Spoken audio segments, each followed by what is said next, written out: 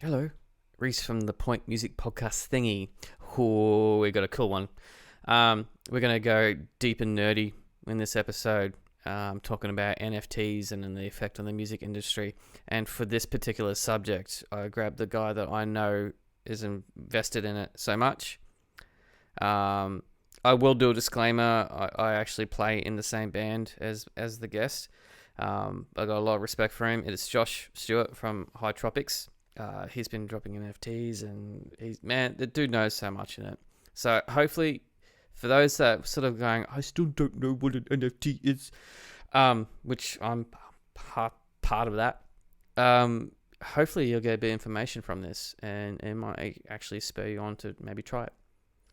So buckle in.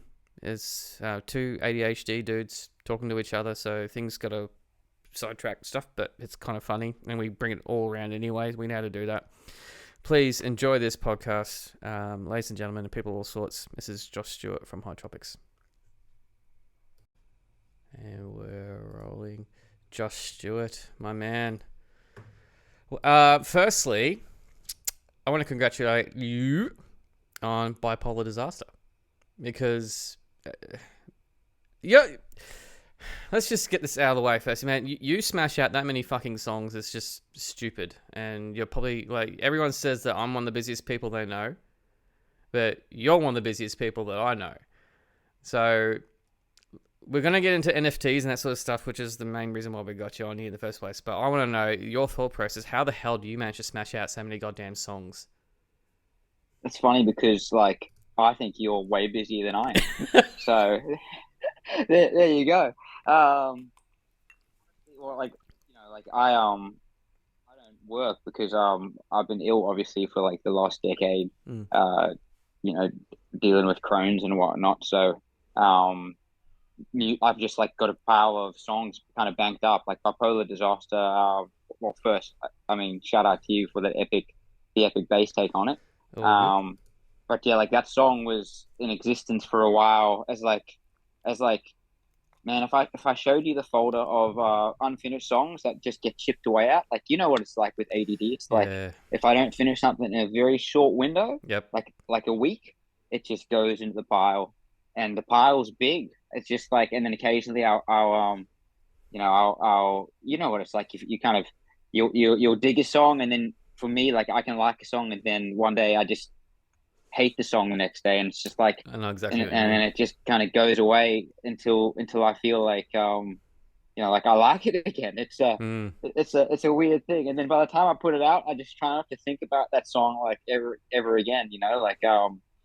Or you check back occasionally, but yeah, for me, it's just always like trying to get them done, and then on to the next. So I was talking to my wife Cherie about this because we were listening to the new track we were working on last night. You know, as I was smashing out this, man, my forearm's still killing me from smashing out that bass I'm track. sorry, bro. I apologize. That was fun, but it's just because I had to do so many takes. I wanted to get it right. But Cherie, my wife, wanted to listen to it, and she's pretty picky like me, with the music and that sort of stuff. And she's just going, play it again. I went, oh. And when she says that, you know you grabbed onto something. And she both me and her have said that you're a very underrated songwriter.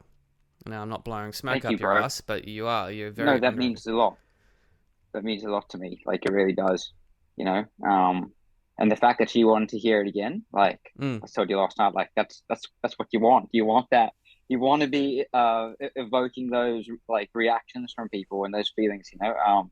And it's like, bro, it's like I don't know. For me, songwriting is the favorite. My favorite part of the whole, like the whole gig, the whole Mm. process. Like if I could just write songs and get by doing that, like that for me, well, it's just like everything really. So, yeah, I appreciate that, bro. And yeah, thank you for doing that extra take. I know it's probably overkill. Like I haven't listened to it yet because I've been doing calls all day.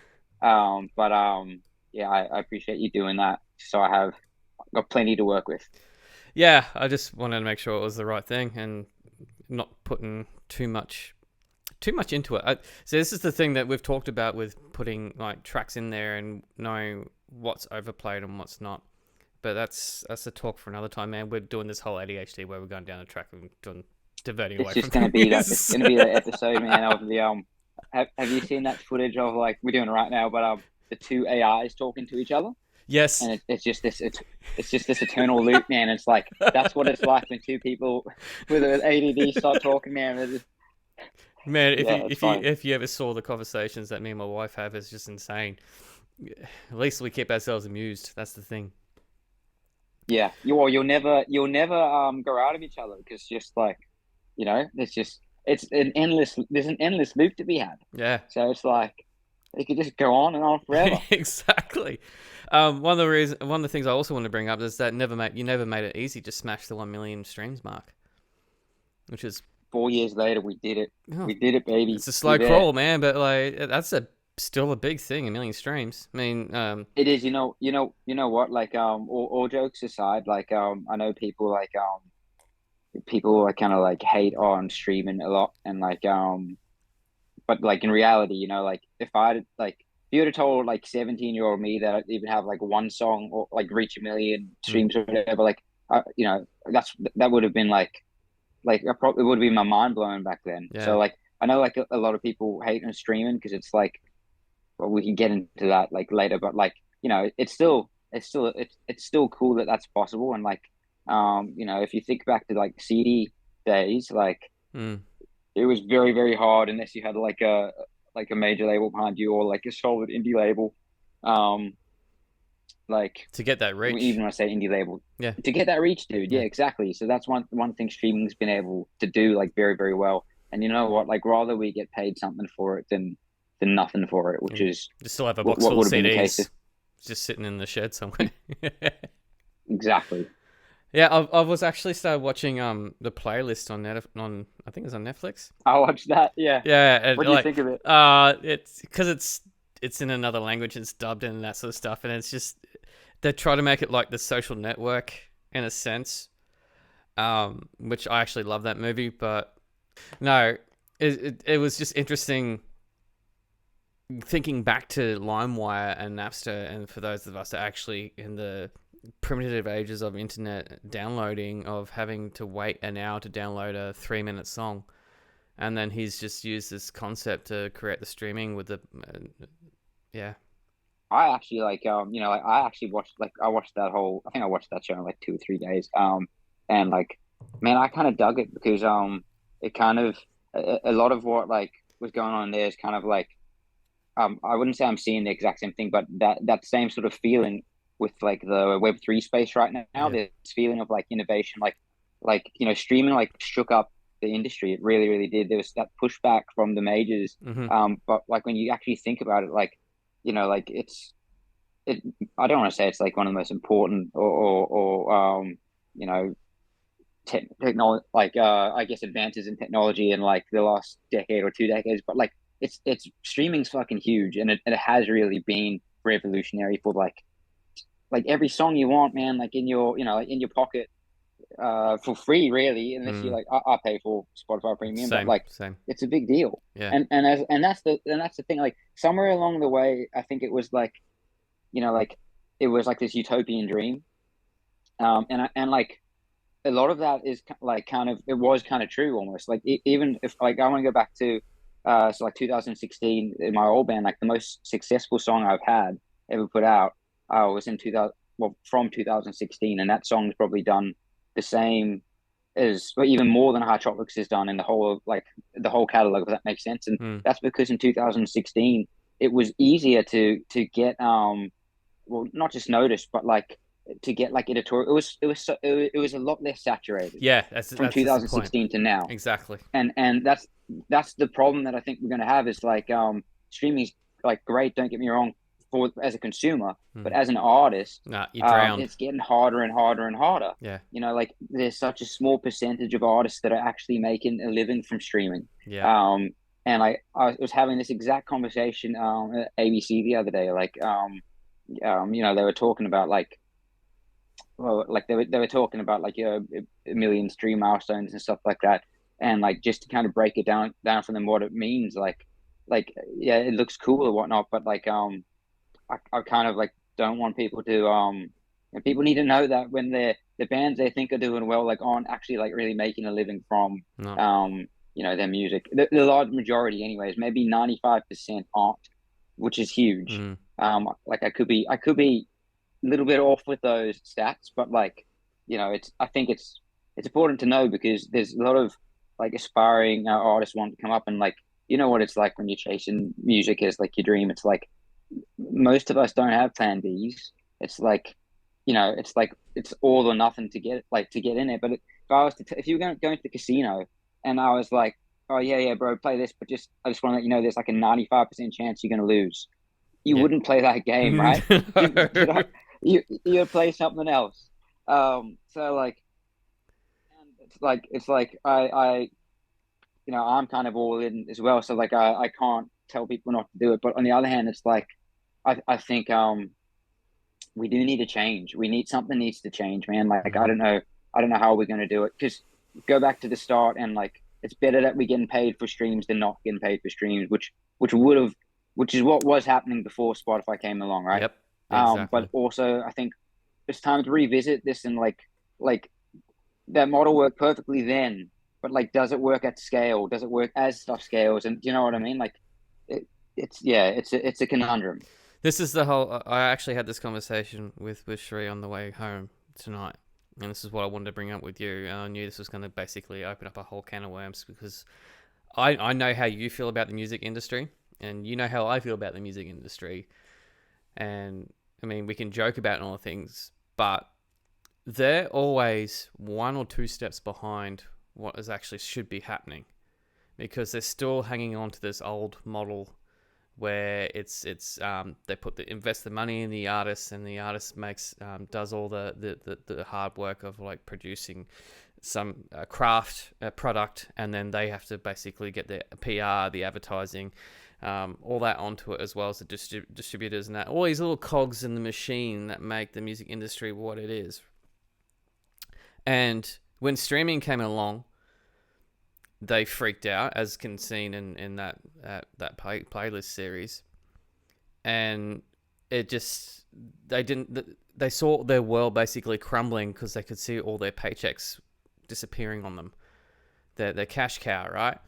Because there was a new, they thought it was going to be like basically free for all, and they're trying to adapt, and then the way they do that now is just basically saturate, and they're playing the same games that they have, but they've just adapted now to the streaming thing, and it's still the same bullshit. It's still Yep. their artists, therefore will get all the streaming focus they can play, they can put into the editorial playlist more than the independent artists can. It's just the same shit over and over again. It's the same game. It's the same It's game. happening in It's TikTok just too. on a yeah. It's the same game, and it's just a different playing field. So, But so it's the well, that's why that's why I mean I've been trying to get you into like NFTs and yeah, stuff the for Web ages, three. and like Yeah, Web3. It's like for me, it's like look, it's I literally tweeted about this today. It's like one of my most liked tweets. I said like it's not streaming versus music NFTs. Like it's not like it's both, and yeah, both go hand in hand. Like yeah. they really really do. Like the better you're doing streaming, the more value you could say your NFT will have. Mm. Like and people get confused by NFTs because there's so many different ways you can do it. Like sometimes people think of NFTs as like an eight picture, or they think of like music NFTs as like this interactive audiovisual thing. But like, what I've been doing is just simply like just digital collectibles, almost the same, exact same as Bandcamp, except with Bandcamp, it's infinite. With this, there's a finite supply, Yeah, and your supply lives and is authenticated on a blockchain, like 1B blockchain, I should say, which is just like, if you bought like the number one copy, it would say that you have that number one copy. Like, whereas like with Bandcamp, like you can download it and you can make as many yeah, copies of that file as you want. yeah. So that's what kind of gives it value. And like the cool thing is like once that supply is sold out, it's like just say there's 50 or whatever and they're all sold out. Like if someone wants to buy one, they can only buy that off the collectors now. Yeah. That's where you can set your price, which is cool because that's a whole new kind of I guess like value ship for like for fandom, if that makes sense. Like Yeah. not just artists. But the other cool thing is, maybe the best thing is that it's instant. Like it's absolutely instant. Like so, it's not like so like with Spotify, for every stream that you get, you're gonna get paid for that stream like 3 months. 3 months after that stream happens. That's right. So whereas this, it's almost like I'll give you an example. So like for my first drop that I did on sound, I did 25 editions, meaning there's only 25 of that NFT was full loaded. And by the time like we sold that out in 24 hours, and we'd raised like probably about the equivalent to about probably about like I'm trying I to think you think said like 700,000 streams or something like that, didn't you? yeah, a little bit more than that by the end. Yeah. Yeah, a little bit more than that. So like almost just under 1 million streams. Yeah. Which is crazy. That's before the song's even out on DSPs. So the other cool thing is like then you get the secondary. So for those NFTs, I'll get a percentage of the royalty for, say you bought one and sold it on, Mm-hmm. sold it on for like Yep. $1,000. I'd get 10% of that. Yeah. And so then you have this whole new kind of what we call it, like branch of income you can get. Like that's streaming aside, it's just like another way for you to monetize your music. But the best part is like, see, with streaming, it's kind of passive consumption. Mm. So if you're on a playlist, like you're going to get people listening to your song, but they're kind of just listening to that playlist, and your song happens to come on. Yeah. Whereas like streaming is a lot more interactive. Like I know who's collecting my music, and it's like it's cool because you can form like a direct relationship with that person, and you really only need, like I think I've got like maybe like just over 100 collectors, but I know almost most of them now. Mm. And like the goal is to get up like up to 1,000, and like it's really cool. Like if you can get 1,000 people to support you and like get behind what you're doing, and like if you can sell $100 of merch to all 1,000 of them, like per or throughout a year, Yeah. you know what I mean? Like there's just it seems like a lot more of a feasible task than to try and get to like 500,000 monthly listeners. Like it just seems like it's a lot more Yeah. a lot more doable. That is the streaming, and like you're saying, 500,000, to me that comes hand in hand with like gigging more and doing that hustle. But that's so expensive when It is. if you got Yeah. a 5-piece band. Like it's not like, don't get me wrong, like like it's awesome to like to gigging is one of the best ways you can do it. Mm. But you know what it's like Mm-hmm. it's expensive. If you're touring, it's different in the States where you can kind of hop in a van and you can drive like hours up to different cities. But like like Oz is kind of quite spread out. Yep. Flights to Melbourne right now from the coast are $800 return. Yeah. Like so like for 5 of us, and then I got to get our like equipment and stuff as well. Like it's so hexy, bro. And then you get paid $300 for the gig. Exact salt in the wounds, man. Like yeah. For me, I think it's like try and build like as big as we can, and then like let the songs do the touring for you. That's always kind of been my mindset. Yeah. Not always, but like I believe that's possible because I've seen it happen. Like I've seen a bunch of artists do it that way. Mm. And like yeah, like don't get me wrong, like I can't wait. Like when the album's out, like I'll probably foot the bill so we can go like to as many places in Oz as we can. But yeah, it is like it's a money pit. And like if you're doing it for the love, which is kind of what I'm doing, like Same. sometimes it's like I don't know, you got to weigh stuff up. So, oh fuck! I just had a question right there. It was a brilliant one too, and it's just, fuck! I hate that. It'll come to me. Oh no. All right. So we were talking privately about how certain bigger bands in Australia, and we're not going to name who they are, but they had an NFT push behind them, and they flopped. Oh, for two, you think who I think that you're talking about? They didn't flop, but it wasn't a smash. It didn't go as projected by the label, basically. Yeah, Yeah. yeah, exactly. And like I mean, look, I will. Well, okay, there's a huge artist that I could say like I won't say his name, but yeah, like I think I told you in private. Yeah, huge artist like try to do like a 10,000 supply, something like that.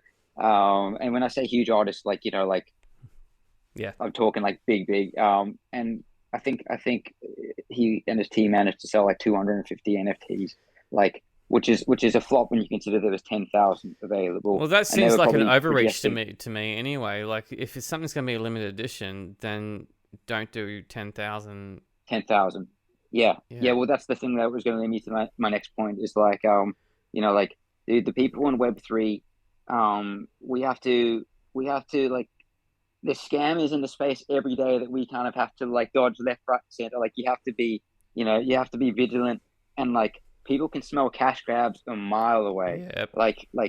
It is a very skeptical space. Like, but when I say that, like, um, it's also the most supportive space there is. Like, Mm. so, like artists supporting artists. Like, it really is like a tight knit kind of. There's a scene kind of brewing, which is super cool, and that's the thing I'm kind of most excited about. Is like, and like feel it because like a lot of things like like I was too young for the 2000s indie rock scene like that happened like I wasn't in New York either, but like I love like that, I love that 2000 indie rock, I but was too like busy playing new metal, you dude. know there you go, like you know what I mean, like I've always felt like I've been the step behind whenever I'm doing what I want to do. I felt like, oh well, that's not what's cool right now, like Mm.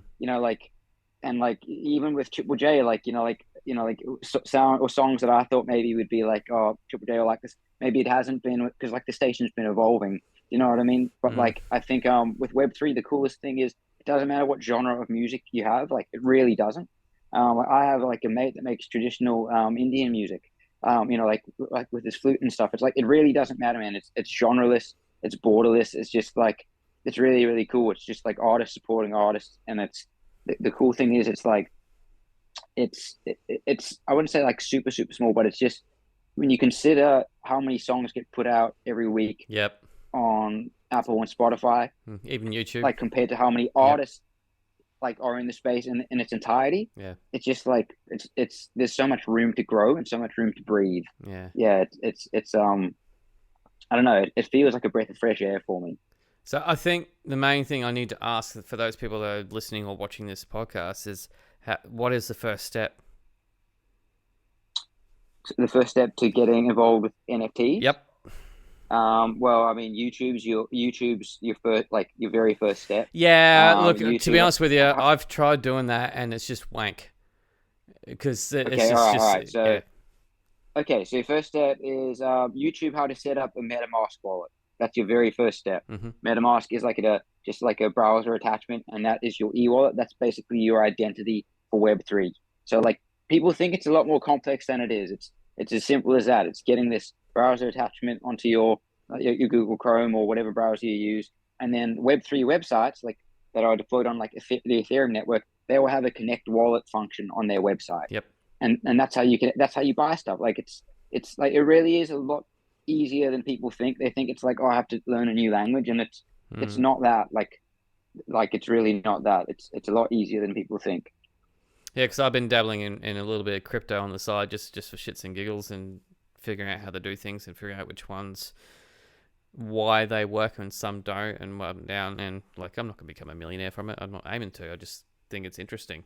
So, do you have to be involved in crypto to do this? Not at all. Well, you do need whatever, like if you're buying on Ethereum, then you're gonna need some ETH. Yeah. Um so like that you can get from CoinSpot or whatever Yeah. Coinbase or whatever, Binance. I don't know, like all the different ones.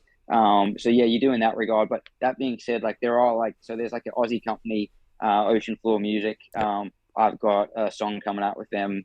They're gonna put out Is It Worth It Anymore? Like Oh, so yep. like I've pledged to do that with them just because like they've been educating a lot of people about how to get their first NFT and whatnot, and they're gonna have an option to use your card like use Fire, and they've got like a walkthrough. So I'll have that posted on the IG and on the and whatnot, like in the next like few weeks. So yeah, that'll be a good starting point for people, I think, if they're interested.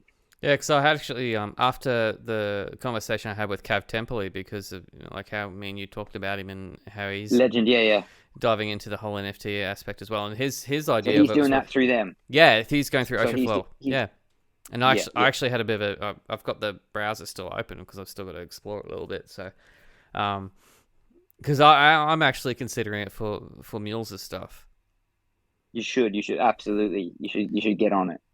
I don't see why not. I mean, I've got nothing to lose, really. Nothing to lose. You're like, why aren't you? Like, you should be. Yeah, You should be doing it. yeah. No, we'll Yeah, have I would it. get in touch with them if you can. I know that they have like I spoke to Keels today, and like I know they have like a lot of artists that have applied. Mm, Um, but like the sooner you apply, the better, because like you get your name on that list, and it's like the longer you leave it, the more people are going to be in front of you. yeah, that's a good idea. Like I was saying, we'd rather be innovators than just following the crowd, right?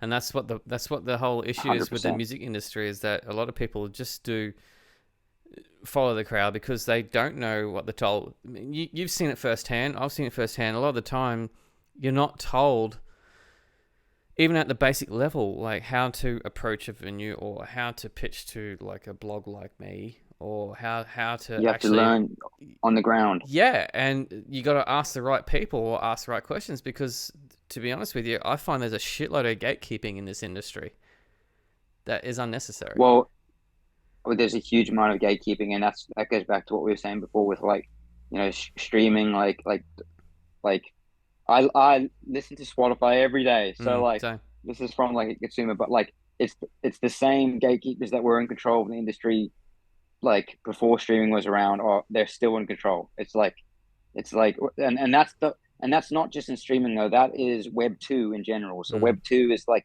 there's a handful of companies that are in control. That's the whole beauty of Web 3. It's decentralized. It's for the people. The people own it. It's no one central entity that is in control of shit. Like you're in control of your own data. Like you can monetize your own data. Like it's just cool. I think eventually more and more people will start catching on to it, but we got to do our best to try and educate them. so basically, to summarize, an NFT, because people still get confused about this, it's to me, it's like getting a vinyl. So this is going to be a pretty weird Yeah, analogy, that's right? a good. But No, it's that is a perfect analogy, but it's digital, yeah, and there's only a a finite finite supply, amount and of it, so and you got it there, and it's yours to keep, right? And you're not, and if you want to get rid of it or pass it on, you basically sell it, much like you would. shows up in your e-wallet, Yep. lives in your e-wallet. You can sell it. You can sell it for however much. Like there's a good example. There's an artist, Rio Cragen, who's absolutely killing it, and man, it's like not uncommon for his songs to go for like 10x or like I one sold for 10x the other day on secondary, like but like quite often a lot more than what people bought it for. Mm, They're selling it for a lot more than that now. That's because he's been killing it in the space. Like not every artist is like that, like yeah. but there's more and more people like that. Like Dan Allen is another one. Like there's it's kind of it's motivating. It's super motivating. Do you think the music industry is scared about this? I do think some people are scared about it, but like Warner's just got in it. Like Warner's done like a collaboration. I think their labels could probably a label, which is their like the project they're doing. I'm pretty sure that's Warner. Okay. Um, and they've just like they've raised a lot of money. I was reading an article today, like just from the recent drop they did. Yeah, I think it's called probably a label. Yeah, man, raised a lot of money with that. So labels they're starting to get into it. Like they are getting into it. It's hard to like the ultimate goal would to have all royalties be on chain. So it's like just automated and like that way booking is all done on chain. Like you can see exactly where the money's been through and who's gone through. The problem with that is like there's not enough security in the space. So like imagine you have a catalog of songs and your wallet becomes compromised because your wallet is your identity. Mm. So if someone hacks your wallet or gets your seed phrase or whatnot, like there's basically shit all you can do. Like How often and does that happen though? from that it can surprisingly quite often because like if people aren't safe, Yeah. like if they're not doing like good like best practices to keep safe, like it can happen to anyone, bro. There's scams in the space on Twitter are rampant, telling you you've won this, Oh, come I claim don't this, touch any like of that shit and anyway. Yeah. well, it can be as simple as it can be as simple as clicking a link Yeah. like that you shouldn't have clicked. Like it can be like you do have to be safe. But the thing is like I think that they'll still enter the space. They'll just have their own kind of centralized hub for it. Like you will see them, like they already are starting to enter the space. So yeah, I think they're watching it. I don't think it's going to take over streaming. Like streaming's just too convenient. Mm. But like, look, we don't need it to. We don't need music NFTs to become mainstream for artists to like, slay it within Web3 and make like a decent amount of money, or to try and make it, because that's happening right now, and we're supposed to be in the middle of a bear market. So Yeah. like, I don't think we need it to be mainstream. I think like if it stays how it is, that's awesome. If it gets even bigger, because this is the thing, it's not that streaming is bad. It's like oversaturation kills any market, no Yep. matter what it is, Yep. and that's not just in music. That can be applied to any market. Like if it's oversaturated, like it's not good for business. Like it just isn't. Like Mm. it's harder to compete in oversaturation. So right now is like the golden era for music NFTs. I think because it's like it's just there's not too many people doing it. Like you could if you tried to make a name for yourself and you dedicated a few months to do it. Like my first drop was in July, Yeah. so like I've been in the space for about a year now. But like like my first ETH drop was in July, I should say. So like yeah, if you dedicate a few months to it, like it's not too hard to stand out and make a name for yourself. Where if you were doing that just traditionally, like with streaming, you're at the mercy of the algorithm, Yeah. or Yeah. like hoping that you get added to a big editorial playlist, which is great if you do. That's the beautiful thing about streaming. If you get on one huge playlist, it Then you're can set. literally break you. Like Yeah, it can. Yeah. yeah, exactly. Like it really can. Like I've been fortunate enough to have that with like previous songs. Like um, but it's like you're at the mercy of that. Do you know what I mean? And Yeah. and it's like it's a lottery ticket almost. Oh, I'm actually curious to know if when the shift happens with the NFTs, that it affects something like the ARIA and Billboard charts when it starts affecting Well, that. the only um man, I've just had a complete mind blank. Your turn. Not Emanate. What's the company that you can do like they'll get musicians to do like acoustic videos or whatever. Like Cameo or Starts with some an shit. S.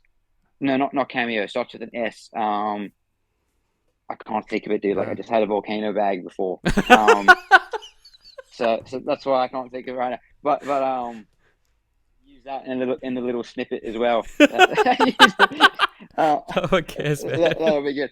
But there is a company, and that's who did that recent drop, and they've done users drop as well. And that does account for so Aria that's going to be Aria accredited, and it's going to be like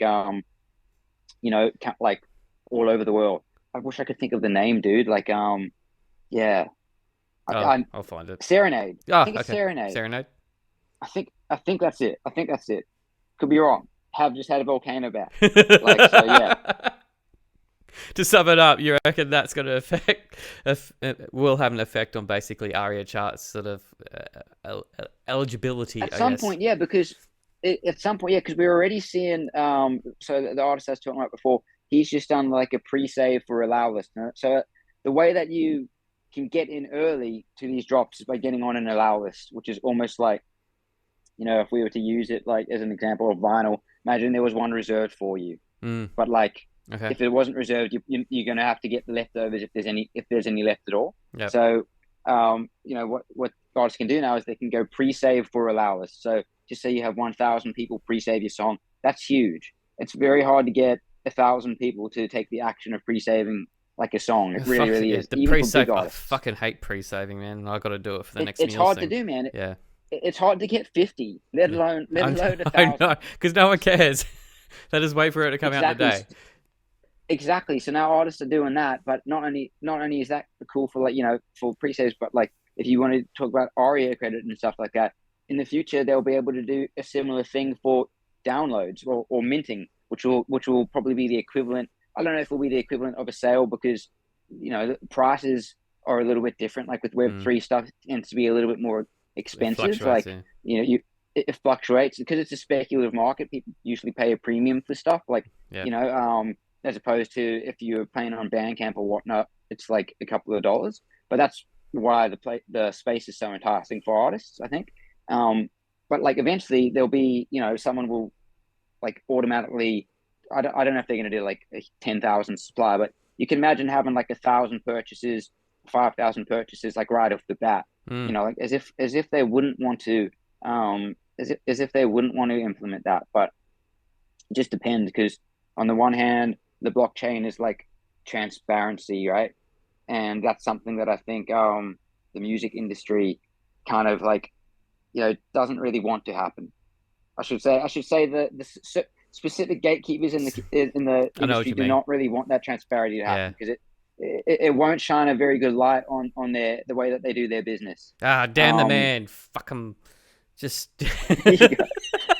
We'll wrap But this that's up, man. that's just my thoughts on it. Yeah, too easy, bro. We're doing Just that ADHD yeah, tangent. yeah. Hang on the line there because we got the little timeout thing here. Bipolar Disaster, and you know how I feel about that song. I fucking love that song, but it's out now. I'll tag it in the description It's and out whatnot. now. Stream it a billion times, Yes, and then or a because you million already did an times. NFT, you already did an NFT drop on this, didn't you?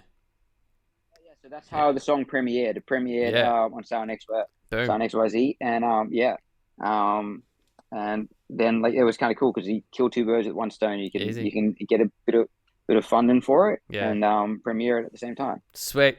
Thanks, Josh, man. Everyone, this is Josh from High Tropics. Hang on the line, man. I'll have a quick debrief with you. For everyone else, see you later. Catches, thank you. So, were you paying attention? I hope so. So, if you figured out that you know what, I'm going to dive into the NFT sort of realm of the music industry, I say go for it. Give it a go. I'm going to do it. Why not? I've got nothing else to lose. So, just, yeah.